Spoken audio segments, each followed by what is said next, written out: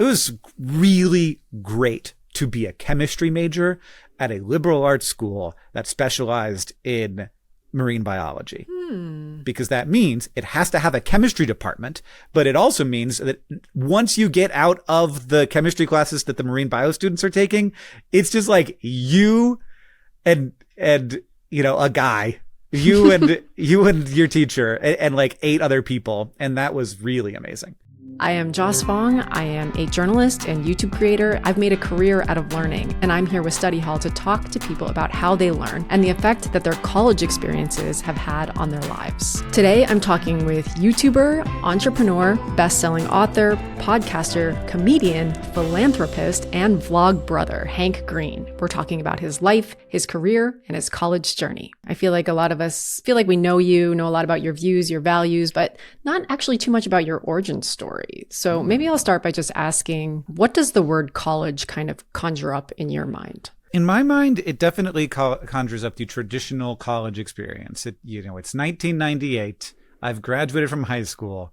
I am going to have a summer off, and then I'm going to start a new thing where I go off to a different town and I sleep in a different room with a man I don't know and start to build adulthood from this like very safe little place. That's the thing that pops into my mind. Mm-hmm.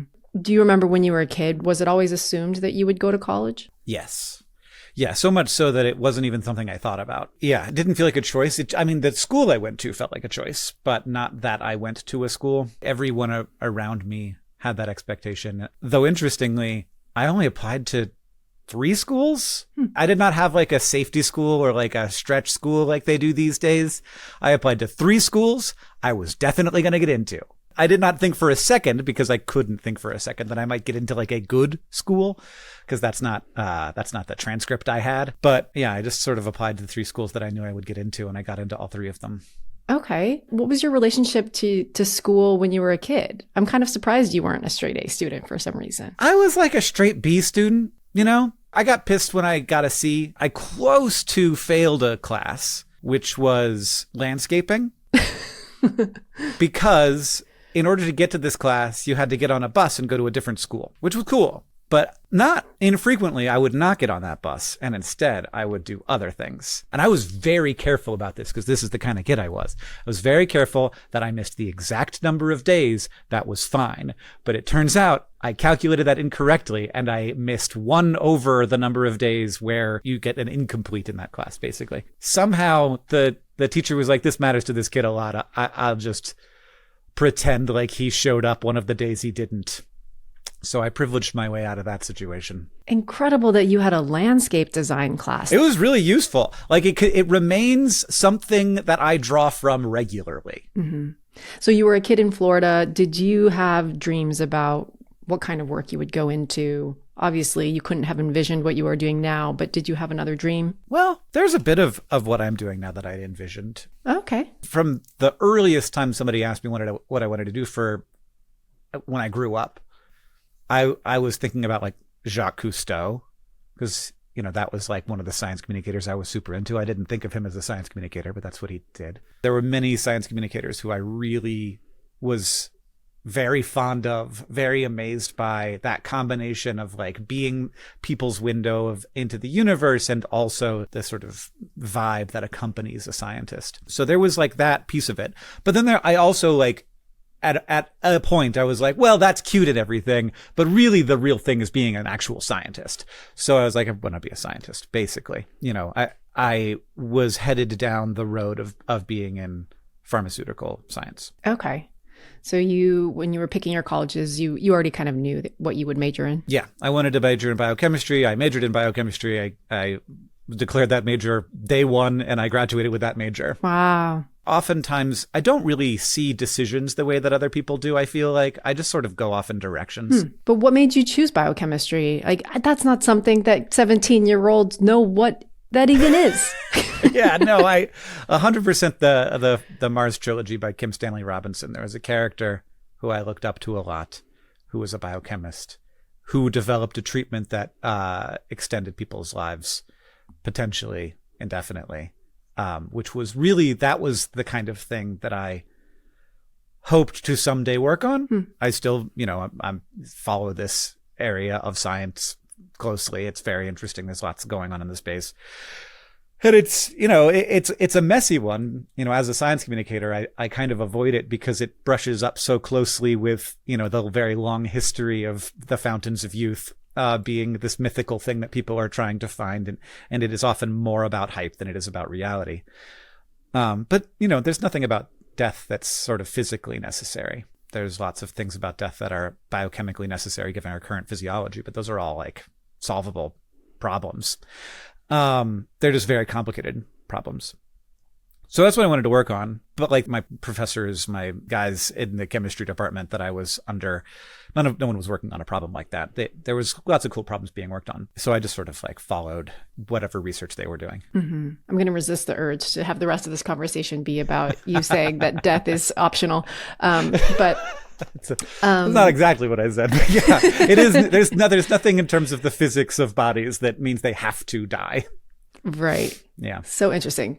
But so you got into 3 different schools and you had to pick one, but it sounds like it wasn't like a specific professor or a specific course. Mm-mm. How did you choose? It was the cultures of the different places that I went to. I applied to Hiram College in Ohio, Stetson, which is in Florida, and Eckerd, which is in Florida. And the Eckerd culture seemed much more like go out and play ultimate frisbee, and the campuses, the buildings are. If you've ever been to Eckerd College, the buildings are not necessarily architecturally gorgeous, though some newer buildings are. But the location can't beat it, which is just right on the Gulf of Mexico and Tampa Bay. And you were in the dorms, meeting a bunch of new people. What was that like? There were like there have always been things about me that are kind of unnecessarily bold. I think that was appreciated by enough people that I felt good about it. And then once I was like actually at school, it was very scary. I remember being very sort of socially intimidated by everything going on, but like everybody else was too. And it was good people. Lots of those people are still close friends too. Mm-hmm. And your roommate wasn't somebody that you knew before. You just kind of rolled the dice and they assigned a stranger. Yeah. I believe in that strongly. I think you're totally right about that. I believe in just going into a room with a stranger. And I know that it doesn't always work. Mm-hmm. You went to a liberal arts school. What exactly does that mean? As far as I know, it is that you are asked by the institution to have a broad education. So, I got a biochemistry major, so I took like a religious studies class. I took a class on basically the history of civilization was the class, which was very cool. Art classes, ended up with an art minor. What was your medium? My medium was largely the computer, as it remains. I was really focused on design more than art. Mm-hmm. How did you feel about the workload?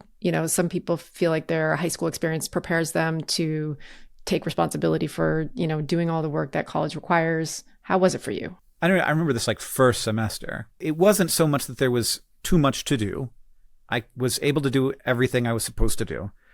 It was that some of the stuff was not sinking in. It was like not getting past some barrier in my brain, specifically Gen Chem stuff, which is frustrating because I'm a biochemistry major and so I should be good at this. And the tools available for dealing with that at the time were relatively limited, I feel like. I'm a very slow reader, so I'm never going to be the one who like does the reading in the textbook. That was not an option available to me, even because of the speed at which I read.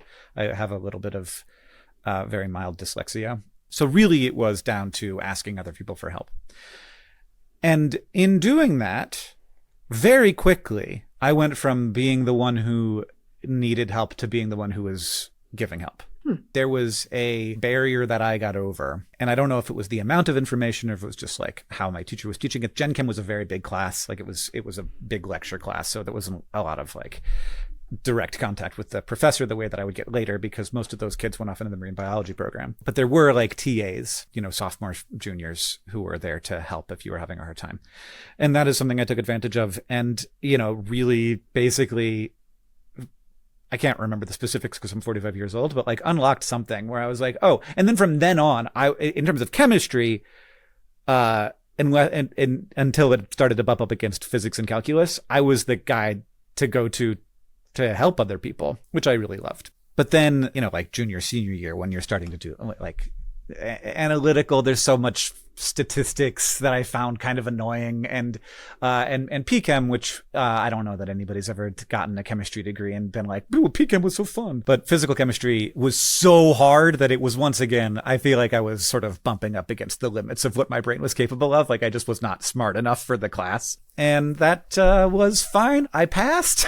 I feel like I was in this sort of the same, like a fairly large hunk. It was like a 6-person class, but like 4 of us were in this position of being like, this is not going to be an important part of our future. It's just too hard. And during this time, did you have to juggle any work outside of school? How did you navigate sort of the process of paying for college? Like a lucky little shit. My college was paid for by the money that I got from my grandfather, who was a businessman. So I didn't have loans and I didn't have work, which is, probably why the workload was manageable. And while you were taking these different chemistry courses, did you start to get a better sense of sort of which ones were lighting up your mind that you would maybe want to pursue further? Oh, for sure. I should say I had an amazing chemistry teacher in high school who was like, chemistry in high school sucks, but like everybody in that class had a good time, which is weird because she kicked so much ass. So that was great. And then I felt some kind of frustration when I got to college and I was taking what I felt was an intro chemistry class, but like turned out to be harder than I expected it to be. But then organic was fine for me.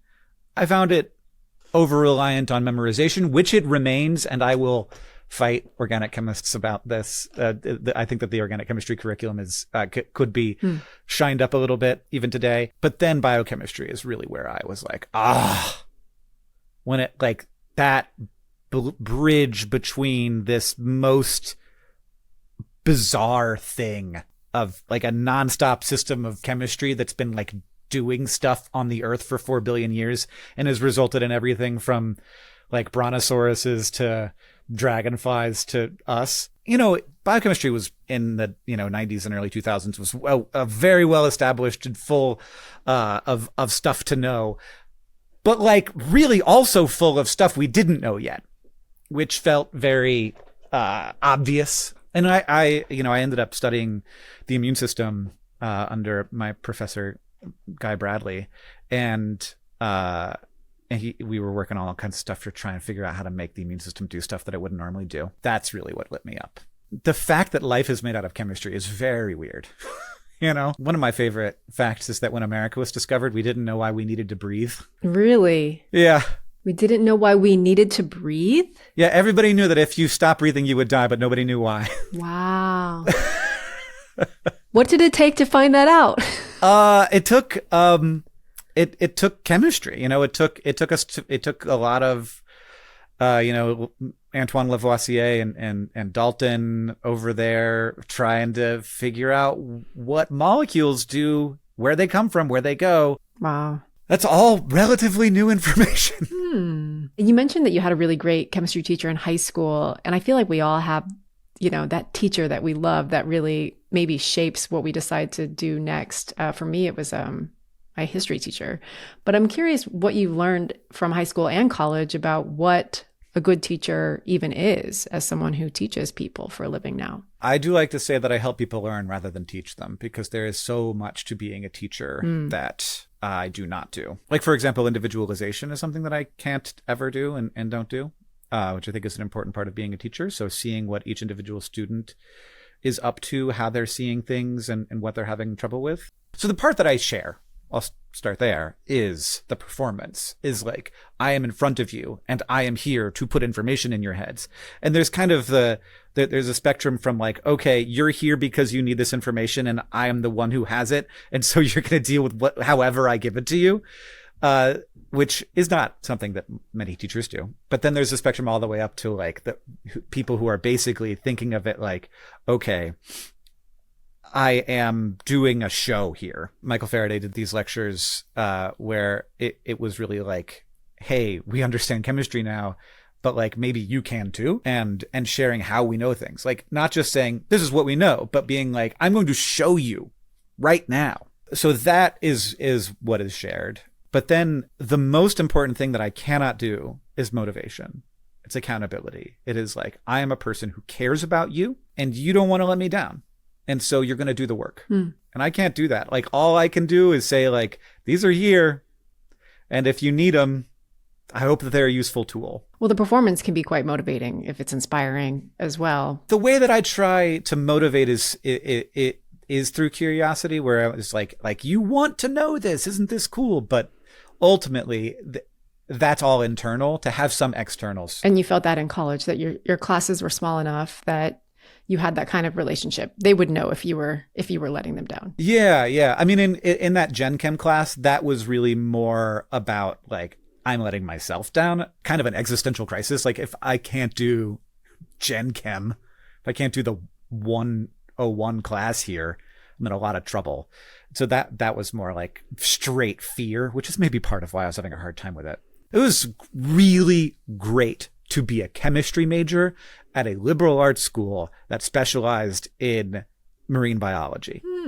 Because that means it has to have a chemistry department, but it also means that once you get out of the chemistry classes that the marine bio students are taking, it's just like you and you know, a guy, you and your teacher and like 8 other people. And that was really amazing. There's some real benefits to finding a unpopular major. Yeah, max like 20 people in the classes. One of the things I regret about college is that I was pretty heads down academically, and I didn't take advantage of the other things that the school offered students. How did you do on that front? I don't know that I took advantage of what the school offered students, but I did take advantage of what my social life offered me. That sounds like I like partied or something. I don't know that I drank a beer in college. Like that was not the vibe of our fun.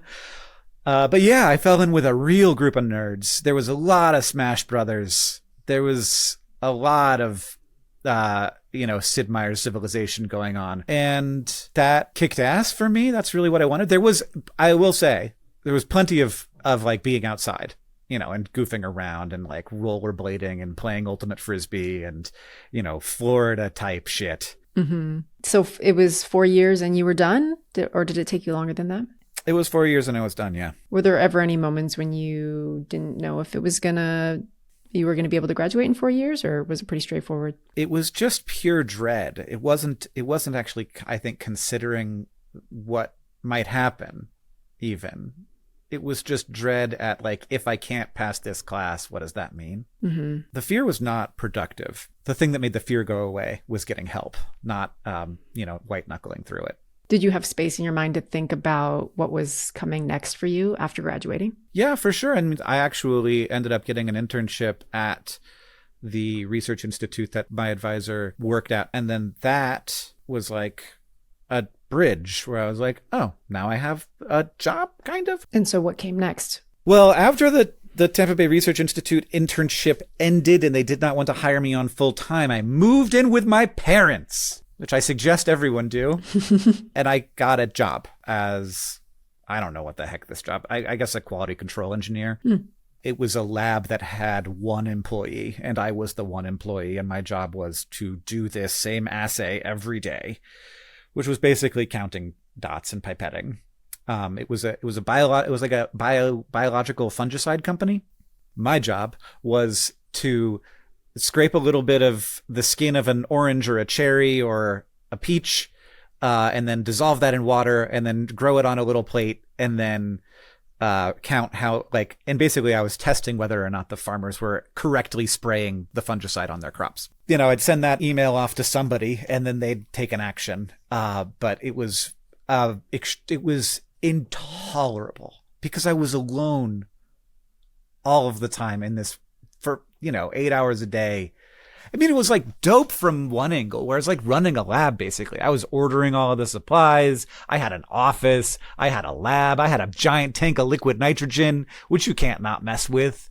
And it was like in a weird forest almost, where like bumped right up against like a tangle of pine scrub and there were armadillos and I got stung by a hornet. And I still had like friends. So I had like a bit of a social life.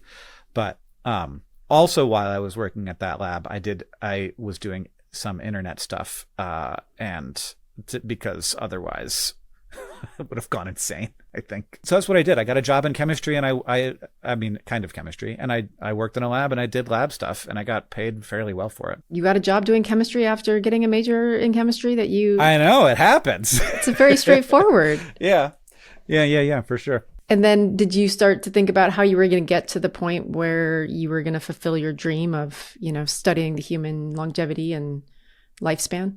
No. Somewhere along the way, I lost that. It's going to sound both naive and kind of crappy, but I kind of realized that I didn't go to MIT. I realized that like mattered, and that took me like the whole school, where I was like, oh, actually, like there's all these jobs in chemistry that I'm going to do, and they're just like jobs in chemistry, and they're fine. They're good jobs in chemistry, but I didn't get the kind of education where I'm going to get into a grad program that's like a big deal. And I also felt maybe not confident in my smarts enough to be like, I had been put in charge of some research projects, and I just wasn't that good at coming up with the right questions to ask. And I was a kid, so like that makes sense. But that kind of hit me in the confidence where I was like, I don't know enough about white blood cells to like know what I want to do to this white blood cell. And now I understand what I needed to do, which was read a bunch of papers. But like, I was bad at reading.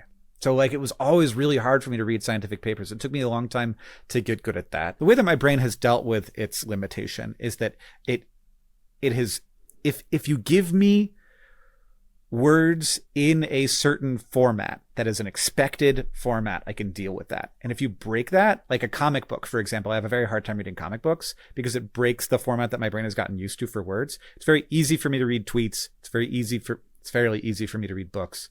It's very hard for me to read poetry, for example. I'm just like, I don't know what to do with this. Like, it's not making sense to my brain. And a scientific paper was a little like that, where I had to do it a bunch in order to understand the format of what was happening. But also, and now it's easier, but back then, like you read a paper and you'd run into, 4 terms per paragraph you didn't know. And now, that stuff's easier to Google, but like that was a big barrier. And so I did not end up actually having a good sort of robust understanding or deep understanding of anything in particular. I had like a very broad understanding. So I needed, if I was going to do this, I was going to need a graduate program. And I just kind of realized that I had like a degree from kind of a school that nobody thinks about because there's 6 chemistry graduates a year. And so I just didn't have a lot of confidence that that was actually going to happen. And I was sort of a little more grown up, and I was like, actually, I'm probably just going to have like a pretty normal life. Do you think that was true, that intuition, that these schools would have rejected you because of the school that you went to? I mean, if I had done really well, they wouldn't have. But I didn't do really well. I didn't have, I didn't have the transcript. I've always thought that I'm like just stupid enough, I have some friends who are science communicators, and I'm like, you're too smart. Like, things are too easy for you. I'm glad that I'm a little dumb because I know what it's like to not get something. I relate to that so much. Yeah. So what did you do next? Every day to get to this job, I had to drive on this road, which is the big road that goes through the middle of Central Florida. It's Interstate 4, I-4. And everybody hates I-4. It sucks. It's everybody's commuting, and so everybody's in each other's way. My mom was a sustainability advocate. My dad worked in nonprofit organizations and land trusts, like it worked for the Nature Conservancy. So I was like raised in a world of like, we could do this better. This is not how it should work. And I made this website called IHateI4.com because the internet was new and fun, and I had been doing websites since high school. And then all along my commute, I stole "We Buy Houses" signs, "We buy houses, and call this number and we'll buy your house for cash." And I stole a bunch of those, and I painted them white, and then I stenciled on IHateI4.com, and I put them back where I found them, but with my URL on them. And then this became like my hobby. which is, I would maintain this website. People would send me angry emails about something that they hated. And it was the first experience with the internet where I was actually had a lot of engagement from a community of people. And it's just like what you would expect, where some of the feedback I got was so good and engaging but the majority of it was like, I don't like how this race drives. And I was like, oh yeah, I forgot about all the racism I was going to get in my inbox all the time. But it was interesting. And I got on the local news and I talked about transportation policy, which I knew nothing about because I was a chemist. And that's what I did in my spare time. And I remember this being like kind of a big deal so my wife was coming out to Montana to go to grad school. She was my girlfriend at the time. And I was like, we're going to break up if I don't follow her. So this was like the biggest decision I've ever made. And I was like, do I want to break up with her? I do not. So I guess I'm moving to Montana, which is quite a lot of pressure to put on a young lady, I'll say. But I came out to Montana and I was like, I'll just get a job at a lab there. Turns out that there's only 1 million people in this whole state and there aren't a bunch of labs. So I also worked at a TV station in Orlando for a while, which was fun. So I tried to get jobs at TV stations in Montana. I ended up getting a very part-time gig at a TV station doing camera operation and sound, and then also got some part-time gigs doing website stuff and database stuff for people. And, but not enough to pay the bills. And so I went back to school. And within was so we were out here the first semester my wife went to school. I was just trying to make my girlfriend. I was just trying to make things work. Second semester she went to school. I took a couple classes. I took an ecosystem ecology class. I took a molecular biology class. I was trying to figure out if I wanted to go in molecular biology direction because that's where I thought I was going to head. I really liked this ecosystem ecology class though. And that's also very cool. And so I ended up, instead of going for molecular biology, which I thought is what I was probably going to do, I went for environmental studies. Okay. And this was the same school that your girlfriend was studying at? Yeah. At University of Montana. So big state school. So totally different vibe. So was it a master's program, 2 years? Yeah. 2-year master program. And really interesting. It's an MS program technically. So Masters of Science, but like very, very not focused. Like I took ecology classes. I took, watershed classes. I took stuff that's definitely in the sciences, but I also took like how to manage and run a nonprofit organization classes, which is kind of a business class. And I took a lot of writing classes. And I remember my advisor in undergrad saying to me, look, man, for whatever reason, I don't know why he was reading my writing, but like I would like write my assignments. Like he didn't need me to write it like it was a scientific paper, so I'd write it like it was interesting. And he said to me at one point, he was like, if like the chemistry thing doesn't work out, you should look at writing, which is not necessarily the direction that arrow always points. Yeah. And so I wrote a couple of things to apply for this program, and I went into Phil Condon, who ended up being my advisor in the environmental studies program. I went into his office and he was like, I think this was like, he said really nice things. I can't remember exactly what he said, but I remember coming out of that meeting being like, all right, okay, maybe I know how to do this. My brother was also a professional writer by this point. But in addition to what you may know John for, which is novels, he was writing for magazines, and he in particular had a really steady gig with Mental Floss magazine, was like a fun facts magazine. And so he was able to get me in there writing fairly regularly as well. So I got that experience. And it's weird because this all sort of like was pointing in the direction of like what baby Hank wanted to do, which was like talk about how cool the world is for a living. And that's not the majority of what we were working on in the environmental studies program. So there was basically two things that you would write about. One was like hard journalism, and then there was creative nonfiction. And I love a lot of that writing, like Annie Dillard, like that we were reading Daniel Quammen on the sort of more investigative side, and people like Annie Dillard on the sort of more beautiful side. And because I was steeped in it, I wanted to write beautifully like that. And I tried to write beautifully like that. And I am not that kind of writer. Mm. And there are times when I'm mad about it. So we would do like readings. We would go to a place and we would read our things in public in front of people. And then we'd sit in the audience and we'd listen to people read their things. And I found that no one, like when I tried to write something beautiful, I didn't feel that good about it. And neither did the people in the audience, it seemed like. But when I just try to write something that's sort of matter of fact and funny and illustrative and just like actually go the directions that my brain was going, like nobody was going to give me an award for that writing, but everybody liked it. And I still kind of have a little bit of a chip on my shoulder about this. I often feel like everybody gets awards for writing that people don't actually like that much. I just think that stand-up comedians are some of the best writers in the world. Mm. And that is never considered writing. There should be very prestigious awards in that category, but because it's like funny. Mm-hmm. But anyway. No, this is a hill that I would die on too. Joss, I don't deserve to have any chips on my shoulder. Things have gone very well for me. But I know what you mean, yeah. though. There's a value that we place on narrative as a culture, and I will die believing that people want good explanations as much as they want good stories, and that's something that you do so well. You too, yeah. But did you know that you had a skill for writing before grad school, or had you had a chance to do much of it before then? Yeah, I mean, like part of it is that even before John was a professional writer, like he was writing stuff and I would read his terrible short stories and I would love them. Even today, I'll stand by. I don't think those short stories are terrible. Like John thinks they are terrible and he would never show them to anyone. But like I loved how he would like create a place that was so ludicrous and silly and these characters who were so bizarre. And then I'd be like, that came out of his head, you know? I feel that way even now reading John's books. I'm like, that guy, my brother did that. And so I had that.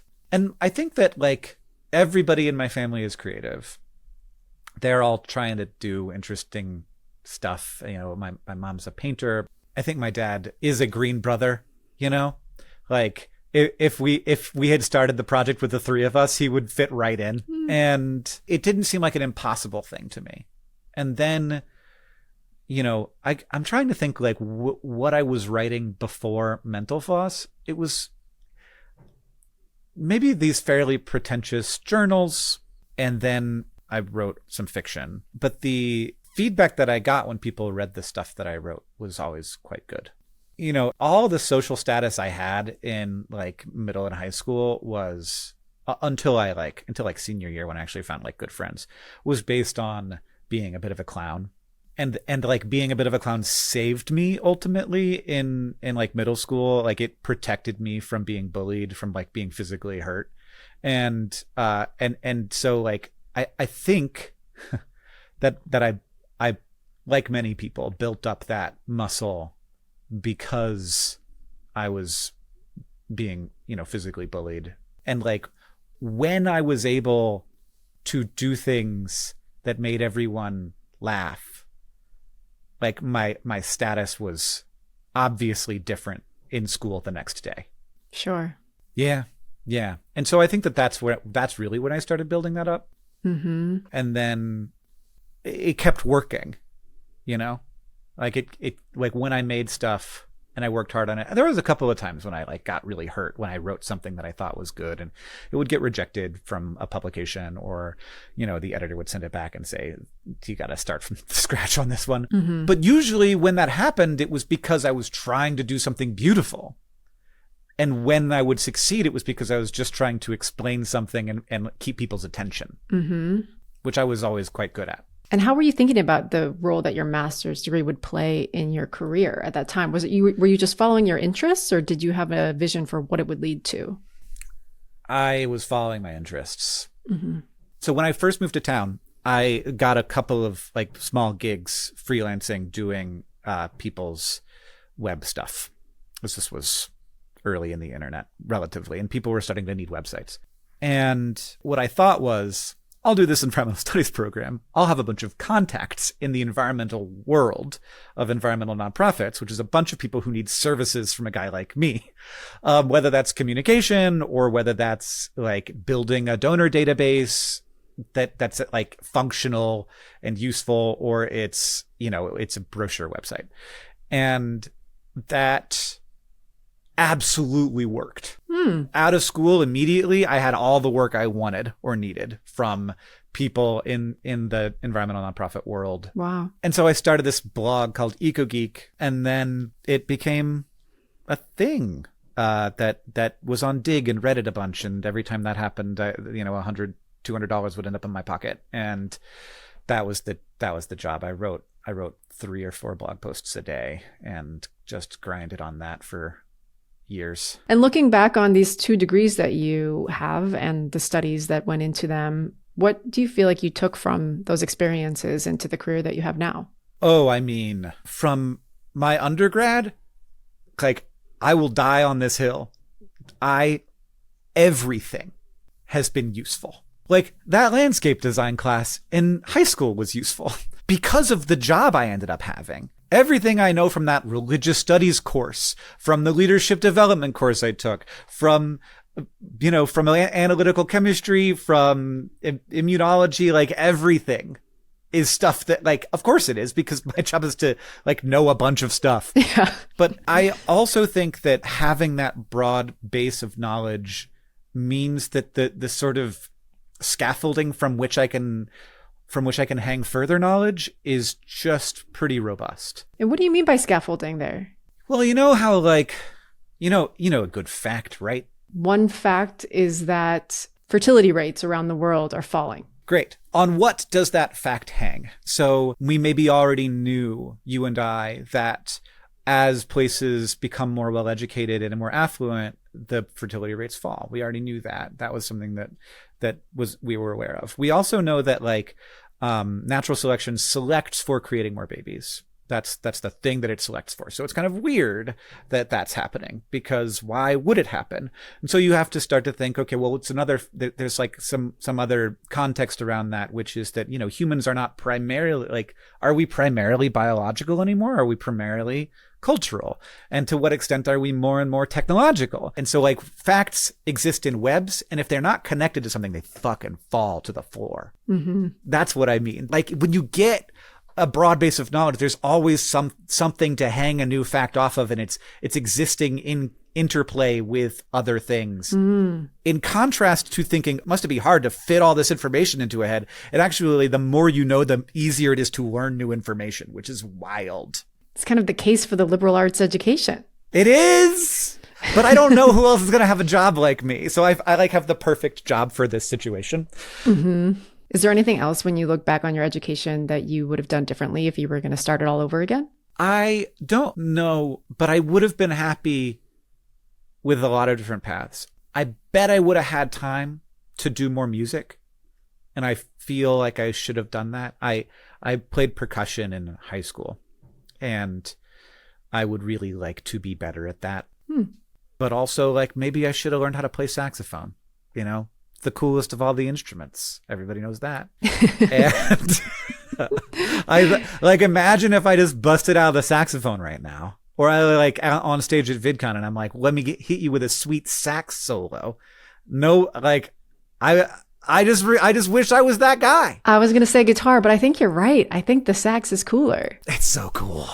My last question for you is advice that you have for people who are entering their college journeys and are looking at a very uncertain future, knowing that wherever they end up is probably, out of the reach of their imagination right now.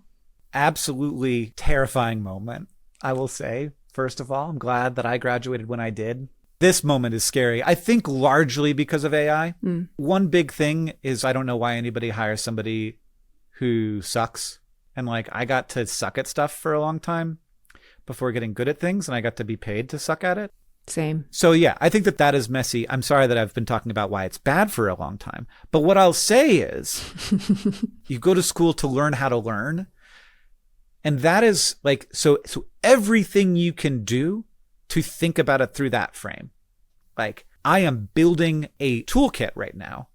And that toolkit includes all of the relationships I'm making in this place. In grad school, that was very important to me. But also like the toolkit of finding ways to let information into your brain and then to apply those tools that you have acquired to problems in the world. That's really what it's all about. And as long as we're doing that, there's roles for us humans. Mm-hmm. I have no idea what it's like to be in college right now.